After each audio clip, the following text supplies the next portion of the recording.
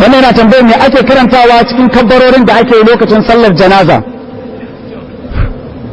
Allah ya ake karantawa cikin kabbarorin da ake yi lokacin sallar janaza. Wajen Imamu Malik ba wani abu da za ka karanta in banda wannan addu'an da ake wani mace.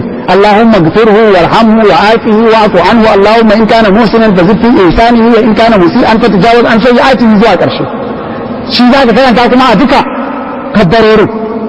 Babu laifi in kai kabbara na ƙarshe ka hada da sauran mu'minai maza da mata da haka. Wajen wasu malamai sun kan cewa za a karanta Fatiha saboda la salata liman lam yaqra bi ummil kitabi ko bi fatihatul kitabi, babu sallah ga wanda bai karanta fatihatul kitabi ba. Amma Imam Malik yace masa a ai wannan salata aka ce, ita kuma sallan janaza an ambace ta ita kadai.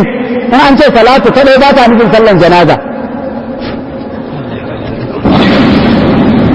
Da haka dai mas'ala ce ta sabani. Wasu ta za kan za a fatiha a kabbaran farko, za a karanta addu'a ga mamaci, za a yi addu'a sauran mu'mini, za a addu'a ga manzon Allah sallallahu alaihi wasallam salati gare shi, addu'a ga sauran mu'minai, haka gargadan kabarbarin.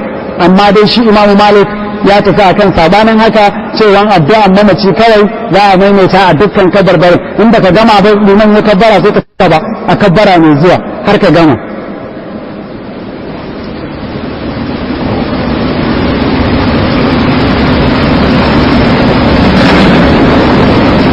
Wannan yana tambaya, an ce manzo Allah sallallahu alaihi wasallam ya ce mutumin da mutum 40 suka tallace shi ana yin cetonsa. Wannan hadisi ne ingantacce, ya faru ne lokacin da sayyidina Sa'ad ibn Mu'adh ya rasu.